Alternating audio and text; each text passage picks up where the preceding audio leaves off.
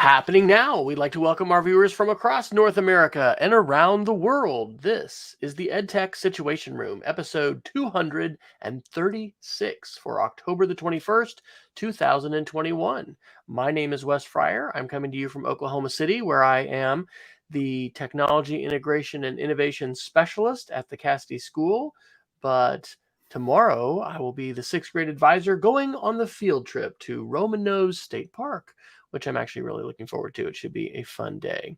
And joining me as always is Dr. Jason Neiffer, sporting his, did you get a haircut actually? No. Okay.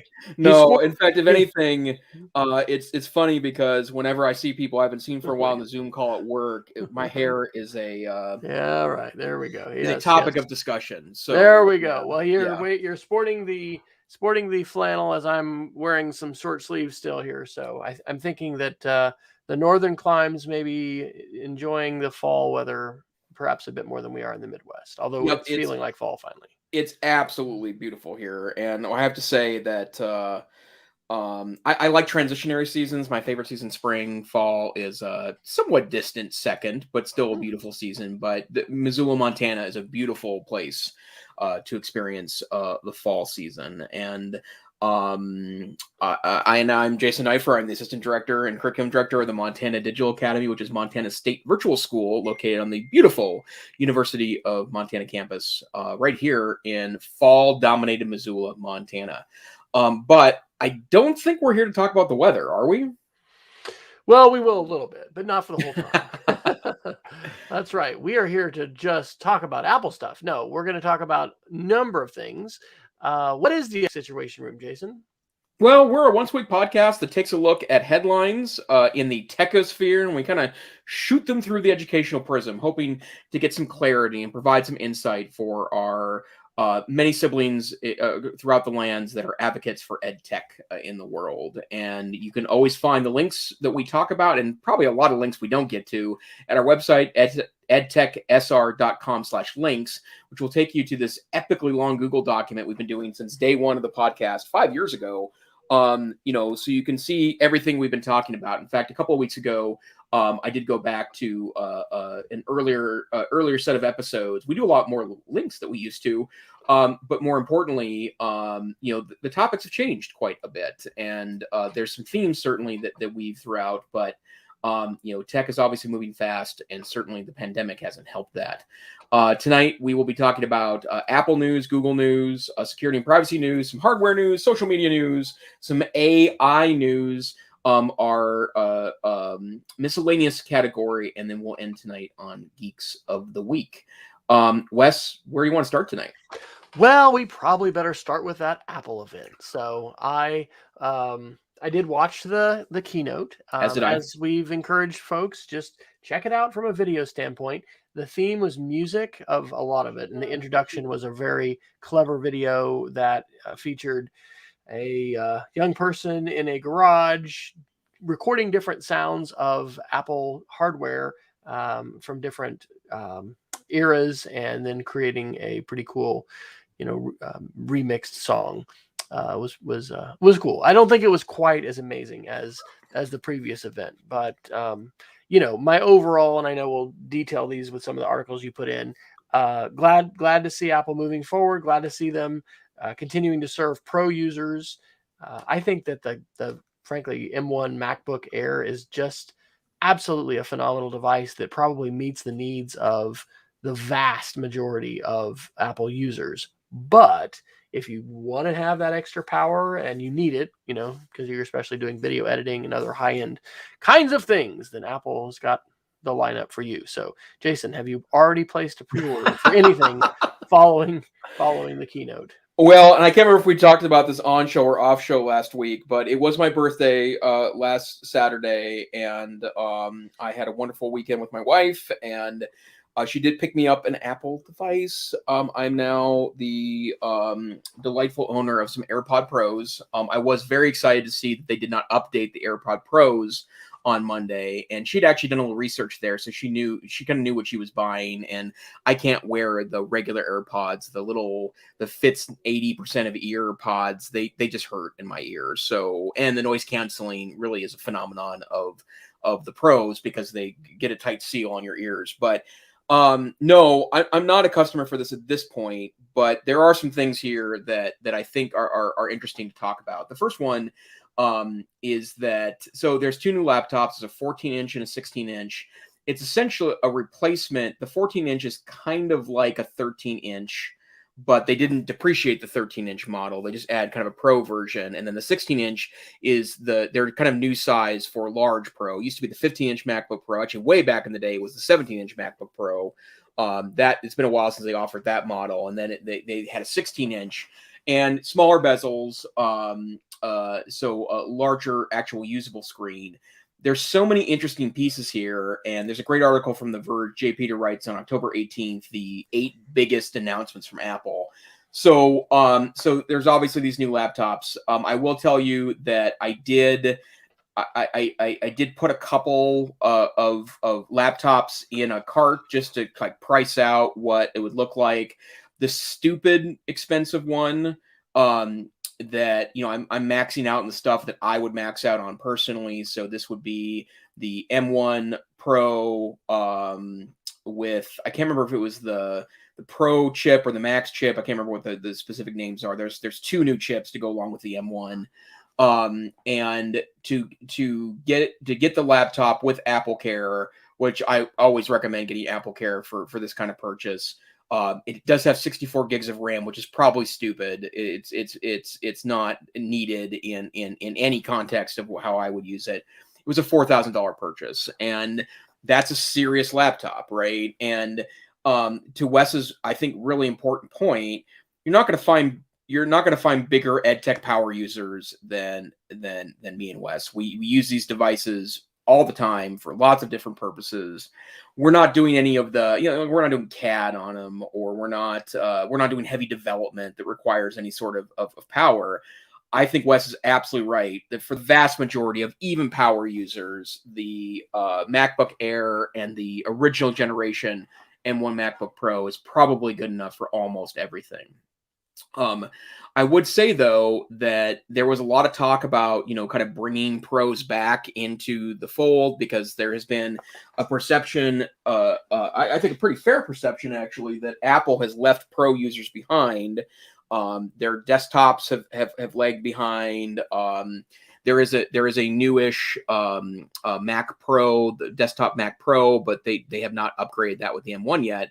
I am honestly very surprised they didn't either release a Mac Mini or a Mac Pro, so a desktop machine that took advantage of the M1 chip. And the reason why that's so curious for me is that, it's clear that these new chips have gotten around some of the boundaries that seem to exist with the original M1 MacBooks in 2020. For example, you can get 32 gigs of RAM. You can get 64 gigabytes of RAM. That's a pro desktop amount of RAM. And there's a silly amount of cores in these laptops, and they're going to be released next Monday. So I'm sure we'll get all sorts of interesting benchmarks. But the M1 Pro chip comes with a 10-core CPU and a 16-core graphics processing unit with an extra 16 of their neural engine cores. The M1 Max kind of medium model is 10 cores, 24 GPU cores, and 16 neural units. And then the super chip, which is, by the way, my $4,000 laptop had the super chip in it. 32-core GPU, 10-core CPU, and again 16 of these neural engine cores. And add 64 gigabytes of RAM on there just isn't a whole lot you're going to be able to run with that, and that's going to feel snappy. So again, cool looking laptops, but a lot of the pros aren't going to use a laptop to edit video. And yes, it's got a Thunderbolt port on it, so you can easily dock it and push it on screens.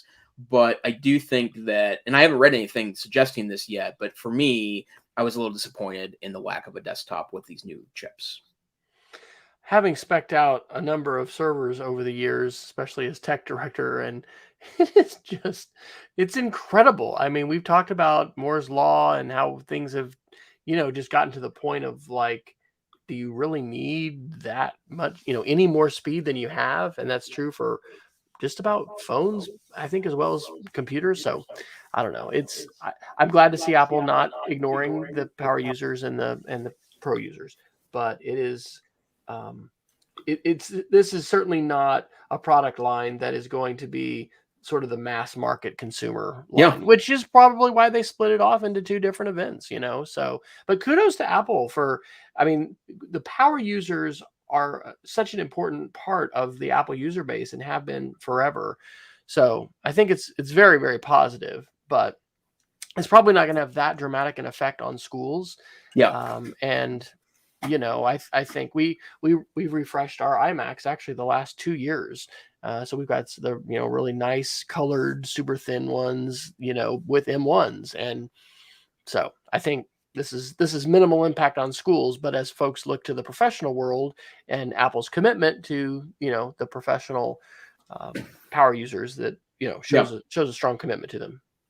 So. And then I want to point out a couple of hardware things to get your reaction, Dr. Fryer. But they did. So there's been a lot of rumors in the last year that Apple was going to move back to a more port friendly MacBook. And I personally don't mind USB-C world. And in fact, I've gotten used to it now. And frankly, I prefer it. And I get why a lot of people don't. But so this is what all of these new MacBooks come with. First, there's an HDMI port, so you can plug in a display, and then I guess particularly for presenter types like me and Wes, that's easier to do than carrying around a dongle. So HDMI port, there's 3 Thunderbolt ports, an SD card slot, a headphone jack, and then probably the one that most people were super interested in was the Magsafe Charger, which they depreciated some time ago. And so this is, I think, Magsafe 3, if I remember correctly. One interesting piece about that I thought was really fascinating. It's not a Magsafe charger, it's a Magsafe cable, which then plugs into a USB-C Apple block. So one end of the charger is the Magsafe power, and then the other end of it is actually a USB-C block, which is what they sell now with their MacBooks and what I received when I upgraded to a MacBook Pro M1 earlier this year. So it's not like they're moving away from USB-C. They're just kind of looking at it in a different way. You can also use one of the 3 Thunderbolt ports as a power port too. So if you want to plug it in with traditional USB-C, then you're able to do that. It's a slower charge than the Magsafe port. But I will say the Magsafe port's great, and it's a welcome thing back. Any thoughts about the new ports? I mean, I'd love to have a built-in HDMI port. I also love, even though I've made the transition to USB-C as well, but I gotta say, I've got a cart of new Mac Airs in my classroom and computer lab. We can't plug in any of our USB-A old, traditional mice, without an adapter, and I don't have all the adapters and things like that. So anyway, from a school standpoint, this is important, right? We held off for quite a while because of adapters and the things that would involve. So fortunately, we've made a move to Apple TVs ubiquitously in every classroom now. I'm so overjoyed. We had 0 Apple TVs in classrooms in 2015 when I came to our school. Of course, that was at the dawn of Apple TV days and AirPlay and things like that. But anyway, school impacts, you've got to think about those things. I think it's great to not have to worry about an adapter. I'm regularly, leaving and sometimes opening my bag going, oh my gosh, did I, do something weird and take it out? I try to just leave my adapter in there. So anyway, it's been the way of Apple that you just basically have to buy a bunch of adapters every time, the technology gets updated. But I am really a fan of USB-C. And I'll say this too, our Chromebooks that we have at school are USB-C. And so the 65-watt power chargers that work on the MacBook Air work on the Chromebooks, and they work on my iPad Pro actually, because I've got a USB-C iPad Pro. It's now a few years old. So anyway, I love that. I love the one charger, use it on everything. But yeah, this isn't going to probably is not going to be impacting me. We are going to be, I think, in the market for some laptops for children as well as for ourselves, in the next 8 months or so.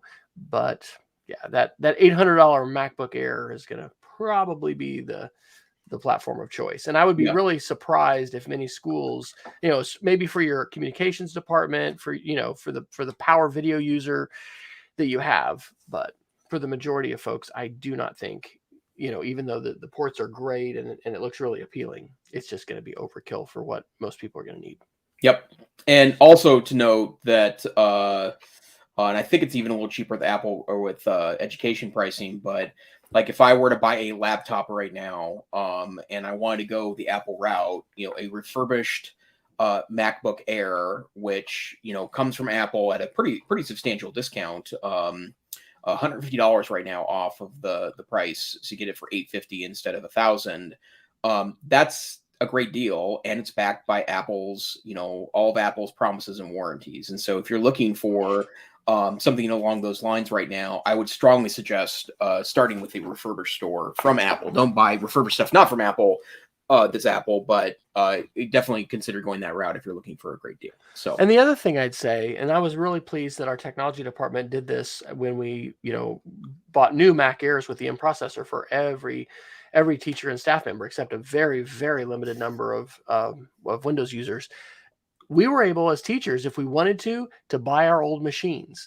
I didn't opt to do that, but there was a reseller, and I don't have their name, but I could find it if somebody wants it or whatever, that we went with. And so all of our laptops were wiped. They all ended up getting shipped to this reseller, but they actually turned around and sent the same machine back. So teachers who had taken care of their device and whatever could be rewarded, not by a potluck. Oh, who knows what device you're going to get, but you're going to get your device.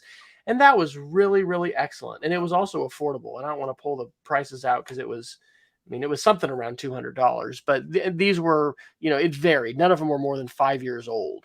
But one of the things to remember about Apple devices is they last a long time. So, I've got the old, iPhone 11 Pro Max now because we've had the 12 and a 13. But the laptops just hold their value and they work for a really long time. So we're all, I don't know, probably a number of people listening to this are the IT people in their family, and you're having to think about a refresh cycle, not just at school, but also what that looks like, for your family and things like that. So I think the M processors are going to have a long shelf life, but I think so too. The computers that came out not that long ago are still awfully fast. And so I just say you might talk to your technology department. You may be the technology department, but if not, talk to the technology department about the possibility of purchasing new machines.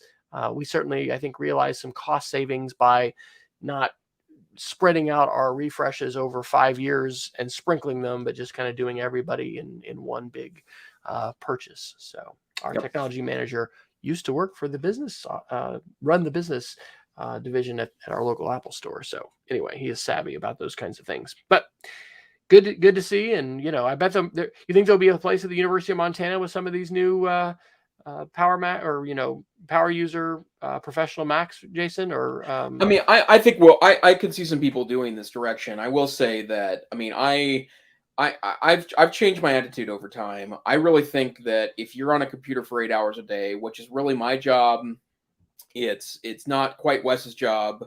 But I run a distance learning program, and 95% of my time is spent staring at a screen. And so I think that the ideal situation is, especially now that these Macs are so functional, don't go buy a $4,000 Mac. Buy one of these great Mac Minis for your desk, and then buy a MacBook Air laptop. You're going to spend less than $2,000, even with Apple Care on that after the educational discount.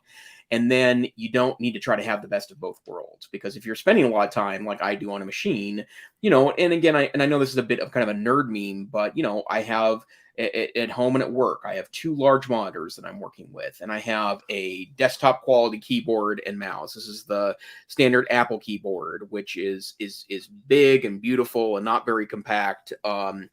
Same with the newest Magic Pad. What are they calling these things? Apple Magic Pad Pro. I think so. Like, and if you have cloud storage, which I do, right? The bottom line is that you have your desktop when you want to do desktop stuff, and then when you want to go to the coffee shop, you have your laptop, and then the files just sync back and forth via the cloud. And I think that's the best setup personally.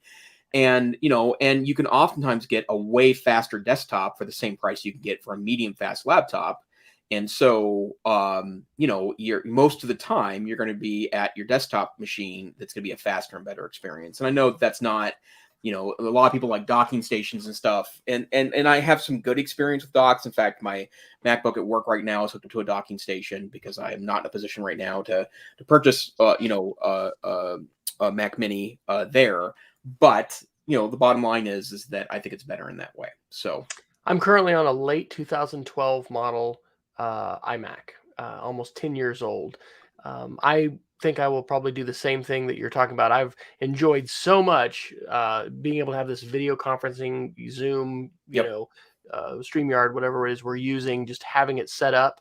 I will probably be in a quest for a webcam that will, be a replacement for the built-in one. But I just advised a friend who had called me after the Apple event, actually excited about the new iMacs and desktops. And I was trying to dissuade him from going that route to just think laptop and think large monitor. And if you do want to get two devices, the point about the Mini is well taken. Peggy echoes your advice, or, agrees that is very good advice. So yeah, it's, lots of great options, lots of great choices. And the good news is they're all powerful. There's not any of these devices that are underpowered or sluggish. They're all pretty amazing.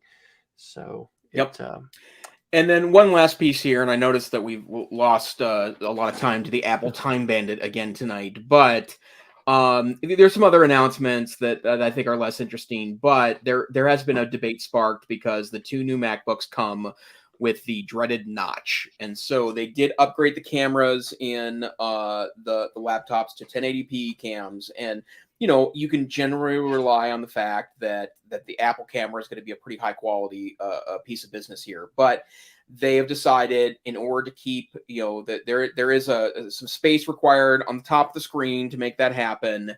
And rather than take away screen real estate, they would just put a notch on top for you to see through there. And I guess I'll give the very quick opinion. I don't like the notches very much, but I guess I don't like it, but I also don't care about it that much, right? Like, if I'd prefer not to have a notch, and I think it does take away some of the usability of the device. But I don't care enough to get into this kind of wild anti-notch crowd that seems to be forming in the world. So any thoughts about notches, sir? I've got one on the iPhone 11 Pro Max now, and it's a mild issue. I don't think it's that big of a deal. Yeah. So. Yeah, I mean, I don't like the design, but at the same time, I mean, you do get some screen real estate back, at least on the MacBook, Yeah. Yeah. Okay. One other thing that I put in there, Apple, of course, so music was a big theme of this event. And so this is an article from the Mac Observer yesterday, trying to understand why the Apple Music voice plan exists. Really interesting. I think it's $5 a month subscription, $4.99. And you have a voice controlled only subscription to Apple Music. So this article, I think, is probably on the money. It says this is like for HomePod only users, just really focusing on trying to get more Apple Music subscribers.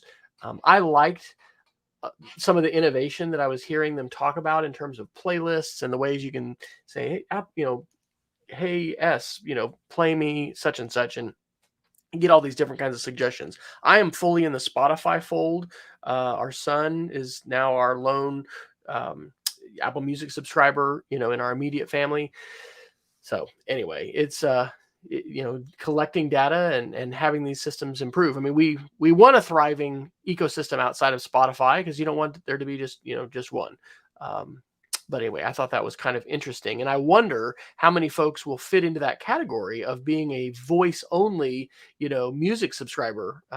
whether they'll release data with that or not, I'm not sure. But I certainly still enjoy, and I've mentioned this on the show before, using our smart speakers and, the power that comes from being able to control these things with your voice. And I'm using Google's ecosystem. It's usually pretty good. Sometimes there's some frustrations, but not very many. So hopefully Apple's going to continue to get better with Siri as well in terms of what she can do and how she can handle queries and just, better AI, which, I mean, of course it's going to get better, but how much better? So it's kind of like with Apple Maps. I got burned with that enough. I was like, I'm never going back, man. Google Maps is, what I'm sticking with, but we probably all should remain open to the possibility of changing, at some point.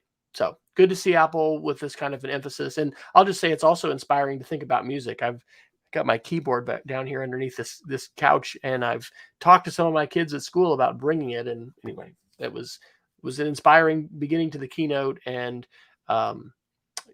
it's good to see Apple continuing the historic emphasis that they've had on pro users and musical creativity and being able to do that kind of thing. So definitely at least watch the intro to the keynote. I thought it was also extremely well done. I think that, in fact, if anything, I'd be surprised if maybe that even after COVID, they didn't keep doing at least 1 or 2 events a year in this way. Yeah. I mean, it is going to be something I think that's going to change forever. When I went to Macworld in 2007, that was one of the last face-to-face Macworlds that Apple came to. I don't know how many, it was just a few years after that, I think, that they stopped. And we're probably still going to have CES. Maybe Jason and I will meet someday at CES, or we'll go to, what is it? Google's Google I/O. Google I/O. One of these face-to-face events. That would be really awesome. But yep, I agree. I think it's just they're so effective. They can do such a great job, showing off their products and creating an experience for people, which gets the buzz, gets the PR out there, gets people, gets the tech press excited. So, speaking of which, Jason, I guess, were 2 more events, Tuesday and Wednesday, but I don't know if we have any articles about those. We had there's a Google event and a Samsung event. Yeah, so. I didn't hear anything about the Samsung event, so I'll just need to focus on the Google event. And I have to say that I am generally a very big fan of Pixel phones. I think that they're a very smart thing on behalf of Google. And while I will say that I am not really tempted at all to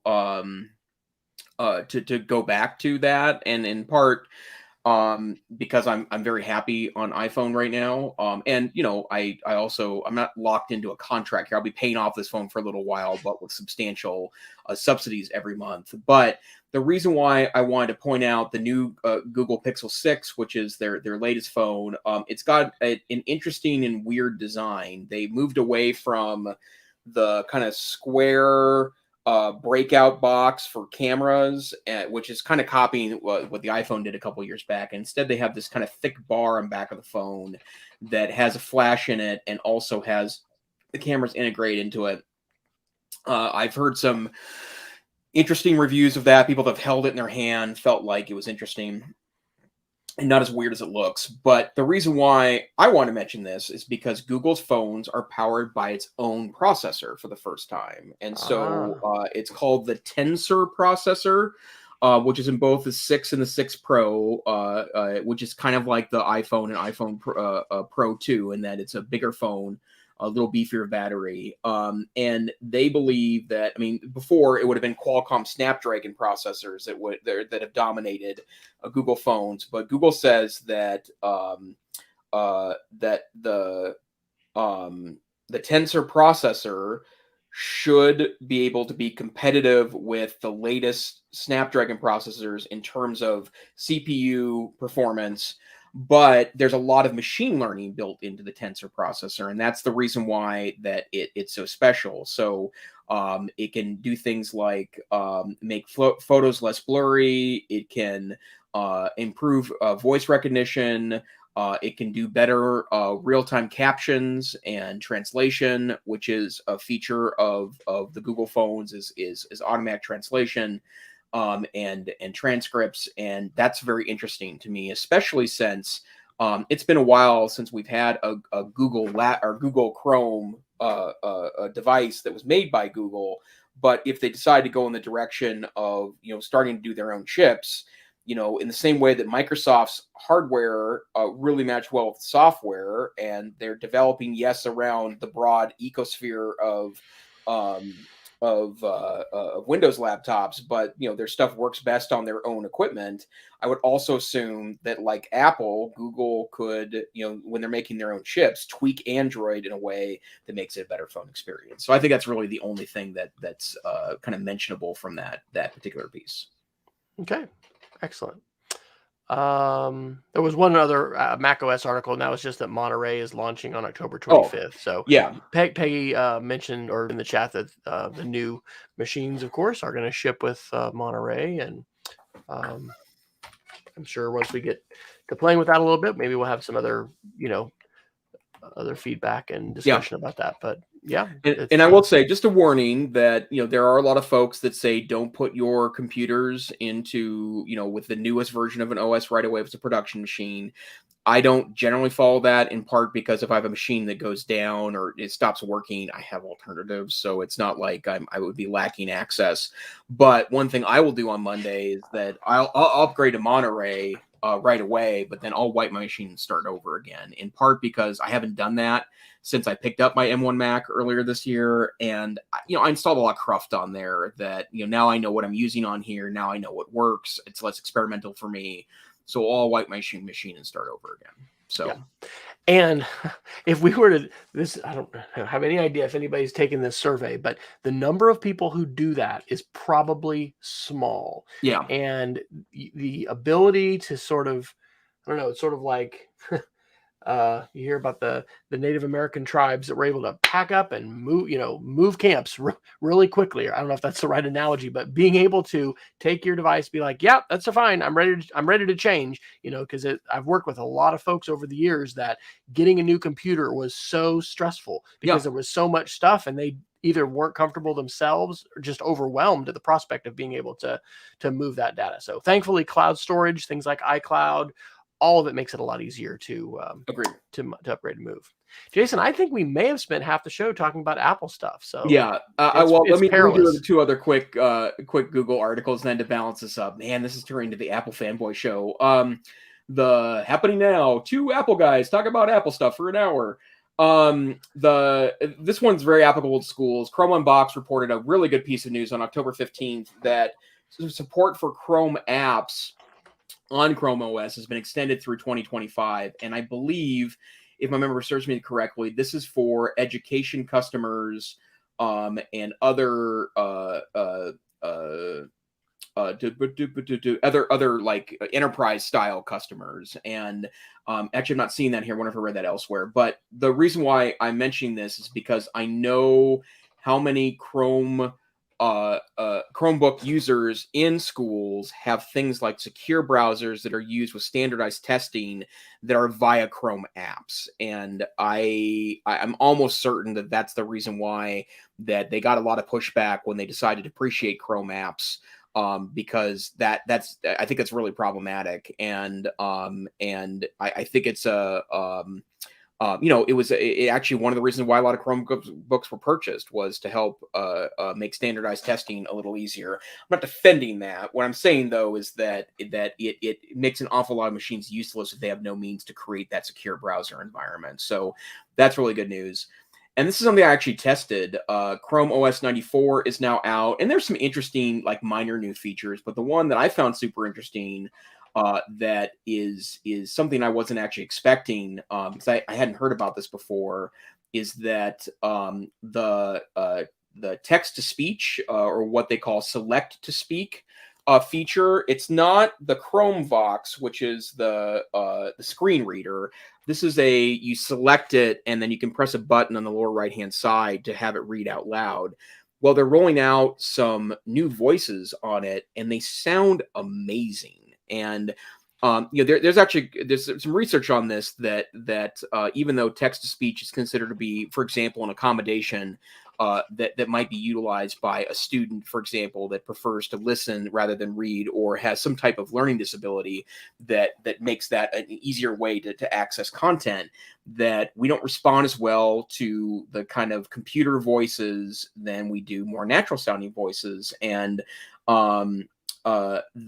these voices sound really great. And so if you've ever experimented with this feature, there's a really great article it was Chrome Unboxed on October 15th. And the writer there talks about how to turn it on and then how to use it. And it's such a natural, clever strategy. And the fact that the voices they sound very pleasant to listen to. And this is one of the ways I do copy editing, for example, when I'm doing an email, is I'll sometimes listen to it as opposed to read it to make sure that it sounds the way I want it to sound. It's just a really great strategy. So awesome.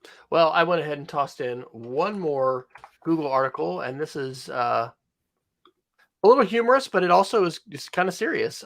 This is from Chrome Unboxed as well on October 18th. Google Assistant is tired of being cursed out. It asks politely to be treated better.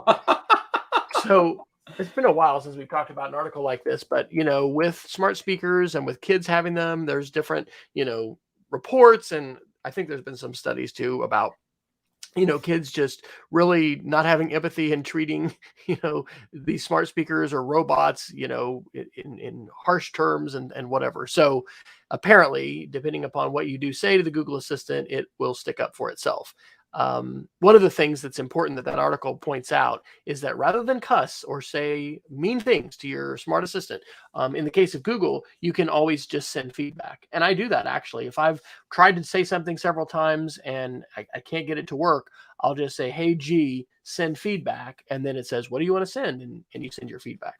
No idea if developers are using it or not, but that's at least a more constructive thing than you can do than, just cuss at your smart speaker. But interesting that they're coding that in there, and it's a sign of the times that we need to be thinking about the way, and what is that, anthropomorphism, the ways that we assign human-like traits to non-human things, robotics, smart assistants, AIs. These are things that are here. This is the future is already here. It's just not evenly distributed. One of my favorite quotations. This is an example of it. So, yay, good job, Google Assistant, sticking up for yourself. Will we see Alexa do the same thing? I don't know. You'll have to do some testing, Jason, and let us know later. Yep, absolutely. All right, where should we go next? Well, this is a quick one, and mostly I was just outraged when I read this one, but this is from Bleeping Computer on October 16th, and apparently Canon multifunction printers, so a printer that also scans, right? That's a multifunction printer, also does copying. There was a model that apparently others have noticed this in other models as well, but it was the MG6320, and it's an all-in-one. It's a printer, it's a scanner, it's a copier, and it was out of ink. And a customer ran out of ink and noticed that he couldn't get a scanner to work, so he contacted the support board and was started to figure out that once the ink is out of the printer, then it won't scan either. Like, the functionality for scanning is just shut off, right? And what's funny about this is that the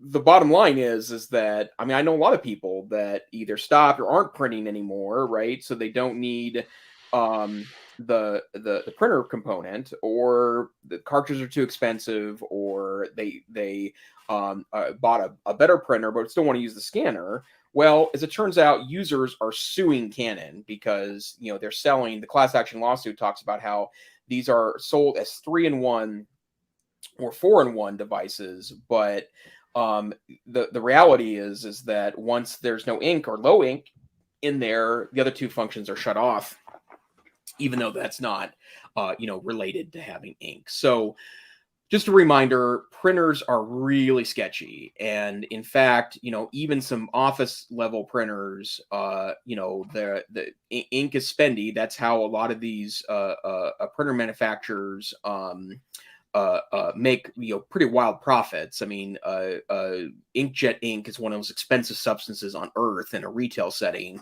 So just a word to the wise that keep an eye on such things. And if your printer runs out of ink and your scanner stops working, it may be that it was purposely monkeyed with by your manufacturer. Well, let's go to our only AI article today, and this is a follow-up from last week. So is it going to try to... Don't you hate it when an ad just automatically plays? Thank you, the next web. So the headline here is, sorry, former Pentagon expert, but China is nowhere near winning the AI race. And this is by, I guess, a Navy veteran named Tristan Green on the next web. And the date is October 15th. Last week, I reported that there was a pretty, headline intense announcement that the former U.S. Air Force head of cyber and I guess acquisitions and things like that too in the Pentagon had announced that the AI war was over and there's no way the United States can win. In 15 to 20 years, China's just going to, be ahead of us.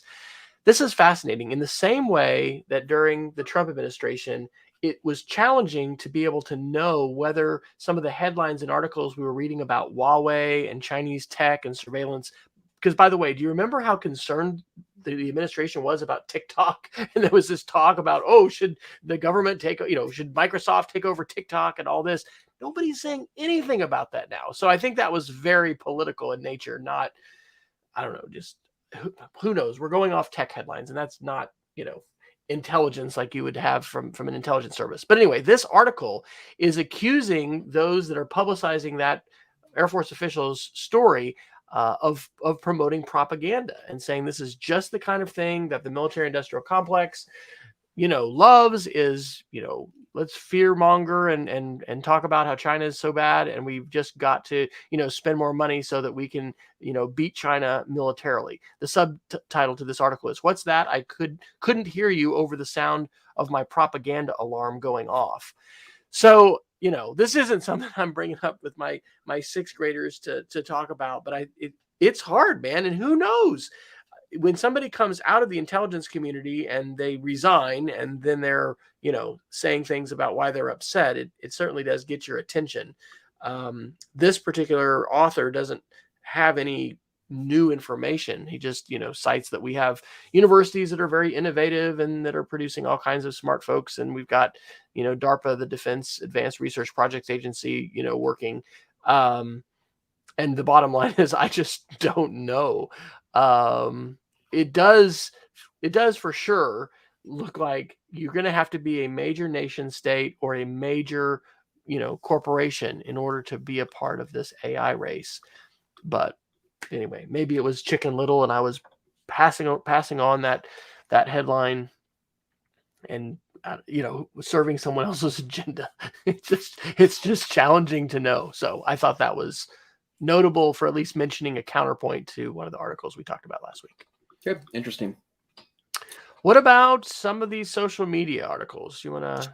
Sure. The one that stunned me the most on this list was there was a Wall Street Journal article on October 19th that talked about how teen girls are developing tics, and there's some suspicion that TikTok may be part to blame here. And the article's pretty long, and I'm noticing now that, of course, I don't have access to it when I want to actually read it. So it is behind a paywall, but and I read this the other day. So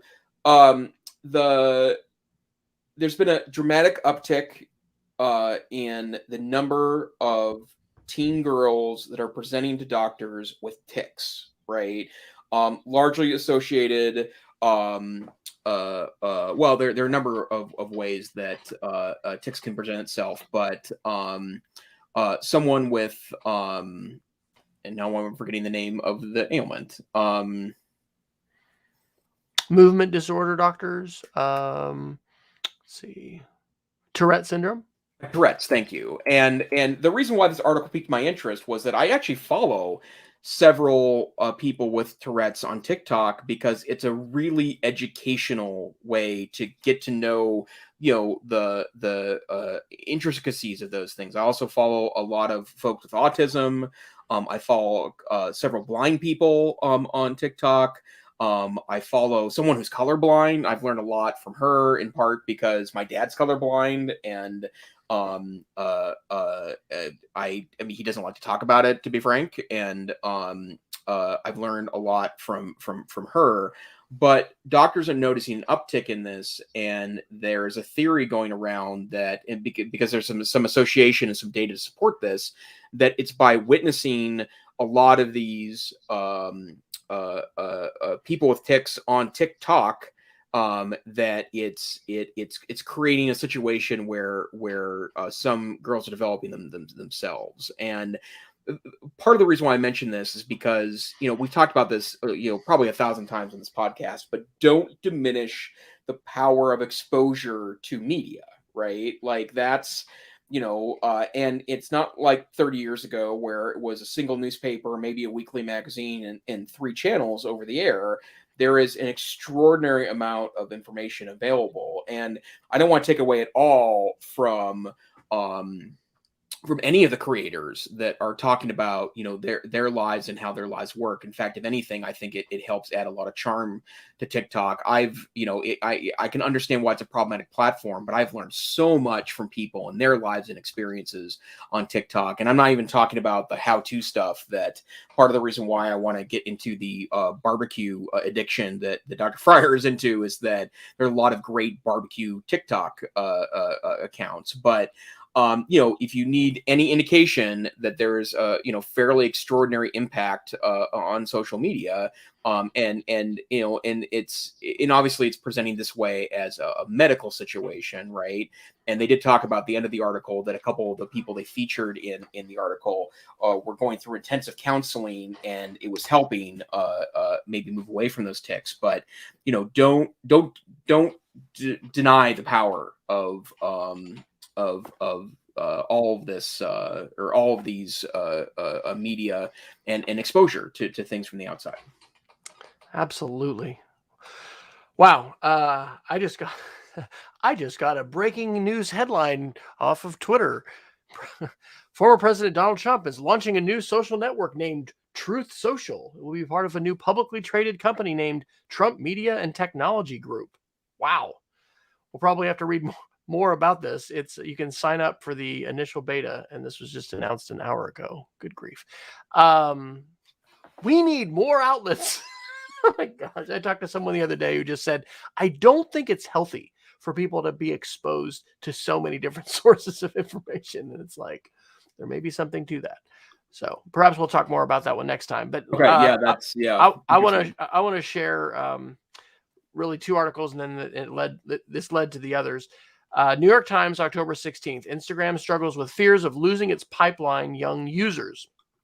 So the big headline we talked about last week was it Frances Haugen, who testified before Congress, talking, as a former Facebook employee, about, how the company, she argues, is not able to regulate itself, knows these terrible things, and they need to be regulated.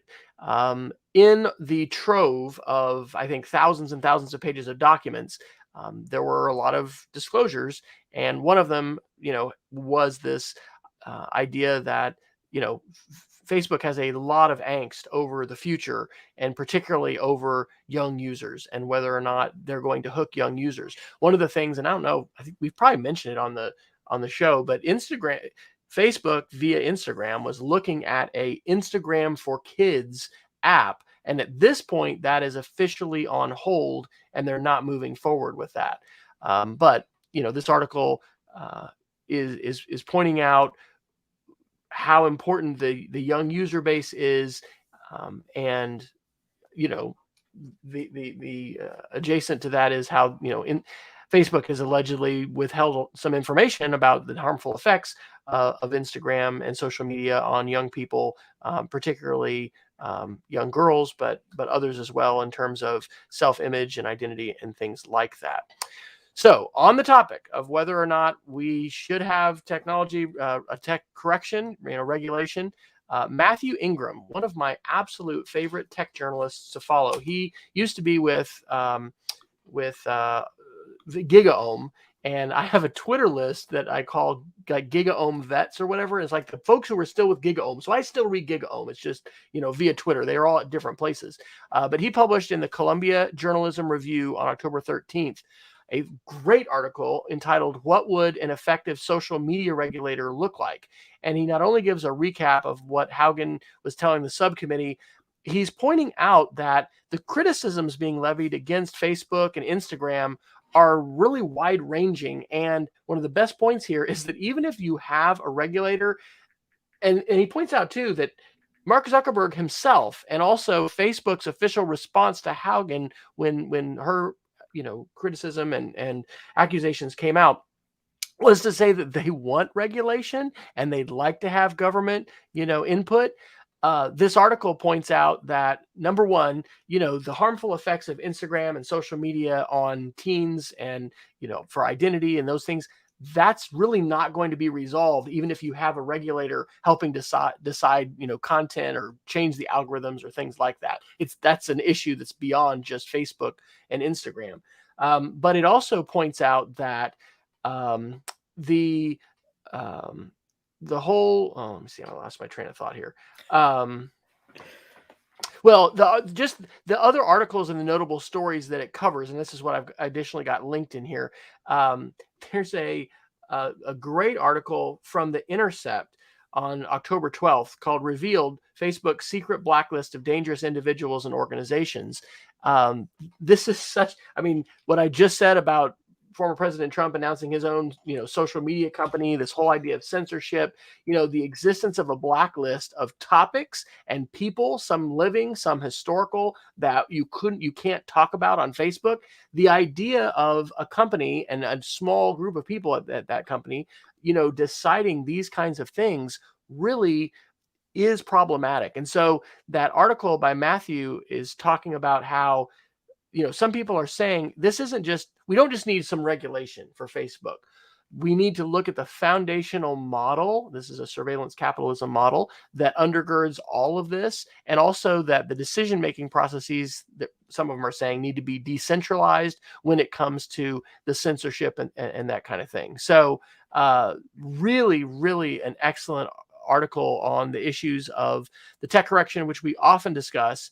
And I think that I don't know, this is just a really important thing to be talking with students about. This is a citizenship issue, right? We've talked about in terms of free speech that we have limits, but who gets to decide who speaks? Will Section 230, be amended? One of the things that the folks quoted in that Matthew Ingram article talk about it is, don't let Facebook come and write its own regulation, right? There's a quote from, I think, Tom Wheeler, one of the former FTC, or maybe I think he's FTC heads, saying, this is a common playbook practice by, large corporations is, oh yes, let us help you write that legislation, and they'll end up hollowing it out with their lobbyists rather than actually trying to write it. So we probably need folks who are considering a GDPR for the United States, a privacy law, regulation, to be standing a long distance away from Facebook and from these other companies in regulating them, and not just sort of, having the lobbyists, jump into the room and write all of that with them. But a fantastic article, and there's a wide-ranging number of issues here, and I really like how that article points out there is no silver bullet, and even if regulation would help address some of these issues, which is what it sounded like Haugen's testimony was going to push Congress maybe to think about doing, there's a lot of stuff here that's not going to be fixed by regulation. So probably the best article about the tech correction I have encountered in a number of weeks, if not months. Very interesting. I look forward to reading that. All right. We've got about 7 minutes left. Let's see. Do we want to do security and privacy or miscellaneous? Why don't you grab a miscellaneous article or two? Okay. So here's some fun ones. This is Mashable, October 14th. Confused governor says looking at a web page's HTML is criminal hacking. Evidently, the governor of Missouri is not very familiar with something called view source on your browser. And the Department of Education in the state of Missouri somehow put the social security numbers of teachers in the source code of some of their web pages. A journalist found this, didn't just announce it, contacted the department privately, allowed them to fix it, and then publicized what had happened. And the governor suggested that he was going to make sure this journalist was prosecuted for, engaging in hacking of their systems by viewing the source code of the web page. So Eric Langhorst, and shout out to Eric, tweeted me after this and saying something to the effect that, anyway, this isn't the first misspoken quotation or whatever, first fumble, I think, that the Missouri governor has had when it comes to technology issues. So anyway, that was pretty interesting. Yeah. Any thoughts on that one, Jason? Well, other than, I mean, like, let me assure, our crowd's pretty tech savvy, but just for your own laugh, let me assure the world that it is not an elite hacksaw skill to look at the source code of a page. So that's right. And it is not illegal to do. No. On a sort of purely like amazing standpoint, there's been a volcano erupting in the Canary Islands, which are owned by Spain, for over a month.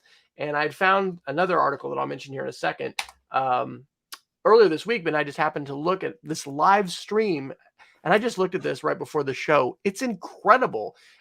This volcano, it's very awe-inspiring. But the article that I had seen that pushed me, I went to Google News just to catch an update.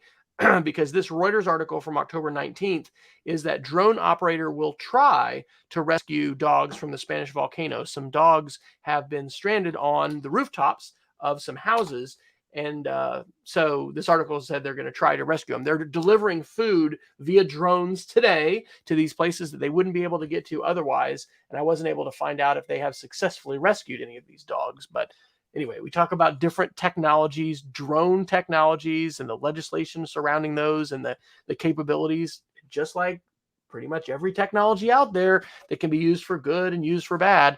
This is, I think, a pretty inspiring use of drones. But man, that live footage of this, fountain erupting out of this volcano is pretty spectacular. So that's probably going to end up being a wonder link that we talk about in our class next week. And then the last miscellaneous to kind of finish this off is another one about Russia and space. A couple weeks ago, I shared that there had been a misfire of a Russian spacecraft that was docked to the ISS that created, I think, maybe the space emergency that they've had since the ISS has been in operation. Well, a similar thing happened again. A different Russian spacecraft pushed the space station out of position and sent the astronauts into emergency mode. Apparently, this was not as significant as the one, about a month ago. But, are we going to continue to collaborate with the Russians? Is that collaboration going to end sooner than planned? We don't have our commercial low Earth orbit stations to take the place of the ISS yet. But anyway, just another space article. And if we're not paying attention to what's happening in space, I love being able to share that kind of thing with students, because in the case of my 5th and 6th graders, they're really not hearing this stuff anywhere else. So there's, exciting announcements from the rover on Mars and other kinds of things. This is a bit, of a like, ooh, that's not a good thing to have another space emergency. But hey, our kids are going to be able to have opportunities to go into space, right? Who's the Star Trek captain? I want to say Leonard Nimoy, but he's Spock. James Kirk, anyway, who played James Kirk? How do we not know this guy's name off the top of our head? We're both super nerds. See, guys, we're just getting old. It was Captain Kirk. William Shatner. How fast can I Google that? Anyway, just went up in the Virgin Galactic spaceship. So anyway, that's just in a cool geeky. This is Wes sneaking in more geeks of the week and not the geek of the week is probably what that is. So you want to hit a security article or two or push those to next week? What's your Let's see preference? here. We have some time. There's a quick one I want to do here. The Verge is a great article on October 18th. It says that third-party health apps are vulnerable to hacks, a report finds. And it talks about how, there's a lot of apps you can download on your phone. This is true of iOS and Android that access the health data on your phone. And especially if you are an iOS user, there's an awful lot of health data that is part of the broad architecture of iOS. And as an example, I use a third-party sleep app, which provides me a lot of interesting data and allowed me to monitor my sleep over time. But they're quoting a report that says that a lot of these apps aren't very secure, and in fact, are frequently hacked and probably don't have the same security and privacy, either infrastructure or policies, that something like Apple Health has, which is the source of the data. But of course, if you're downloading the app and giving it permission to access that data, you're essentially saying that it can access that data unfettered from your phone. And so it's just a reminder that it's really cool that all these apps talk to each other and the data trades back and forth and how amazing that is. But the bottom line is every time you add a new tool to that's a new tool, that you're logging into a new system, that you're giving permissions to a new app, that always adds an element of risk to that. And, health data itself is, intensely private. It's not that high a value of data from the standpoint of, obviously, if you look at my health data, I talk pretty publicly about the fact that I'm a kidney transplant recipient, and that I use a lot of the wonderful tools available to me to help manage my health. But the bottom line is I wouldn't want my health data released or publicly available or used to discriminate against me or used to blackmail me. And the bottom line is that you want to be very sensitive to that. And it's just another reminder that, again, it's easy to download these apps and it's easy to give it access to your data, but you want to be very thoughtful before you do that. Absolutely. Well, Jason, I think it may be time for the Geek of the Week because we have just gone a little over the top of the hour. So what do you have for us this week? I have a quick one I want to share. Sortmylist.com. One of the things that I learned about being on a Chromebook is that if you can access a lot of tools, in fact, on every browser bookmark bar that I have for all of my accounts, I have the leftmost folder is called App, which is a collection of 10 to 15 different web pages that I use pretty frequently that provide kind of a unitasker tool. In this case, you can copy and paste plain text in, and you can sort lists, you can take out duplicates, and I use it all the time. Interesting tool, sortmylist.com. That's very cool. I'm going to overshare, so I'll try to go quick.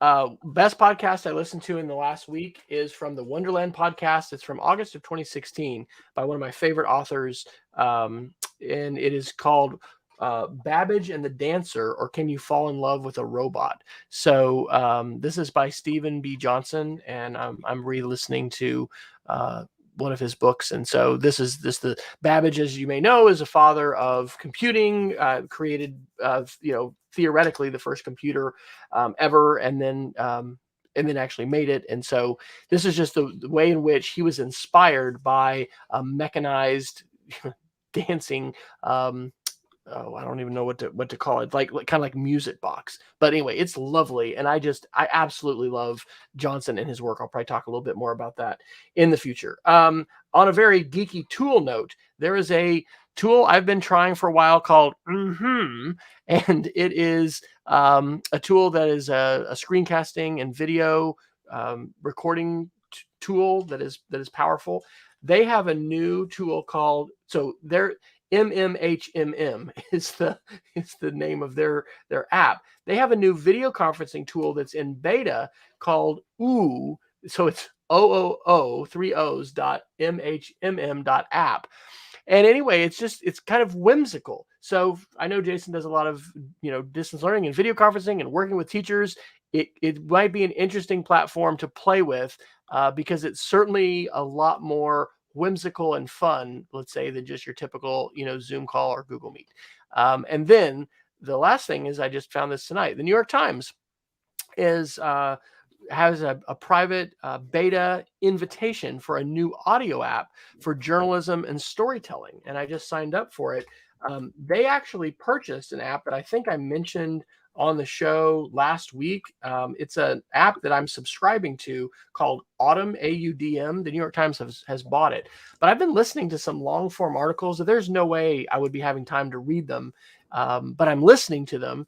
And it's really high quality and it's fantastic. And it also speaks to this idea of how powerful audio is and the idea that we can be consuming things not just by, reading the written word, but by listening and being on the go and multitasking and things like that. So anyway, I signed up for that beta, and I know that Peggy might be interested in that, and maybe Jason would be as well. Very cool. If you're not aware, the New York Times really has defined some cutting edge media presentations and some of the articles they've done. National Geographic, other folks do as well, but this looks exciting, and the beta is free, so you don't even have to subscribe to the Times to participate. Dr. Neiffer, where can folks find you when you are not illuminating us here on the EdTech Situation Room? Best place to find me is on Twitter, TechSavvyTeach. All right, and I am at wesfryer.com. You can click the contact link and find lots of different links to follow me, and I'm W. Fryer on Twitter. So we want to thank everybody for tuning in. We went just a little bit beyond. Normally we're about like 2 or 3 minutes beyond, so just 5 minutes. It's not that much, but you can always check out the audio versions of our shows, as well as all the show notes and a compressed video version on edtechsr.com. Where, as Jason said at the top of the hour, you can access our links and show notes, which are on our Google Doc. We encourage you to follow us on Twitter, check us out on Facebook, and please let us know if you're listening to the show. Give us some feedback. And we would always encourage you to join Peggy Johnson, our number one fan. Peggy George. Peggy Johnson was my chair of my dissertation committee. So Peggy George, who is frequently here and here again tonight, to be live and in our chat room, helping share ideas and give us questions, etc. So until next time, we encourage you to stay savvy, stay safe, and don't forget to subscribe to the EdTech Situation Room. See you all next week. Good night.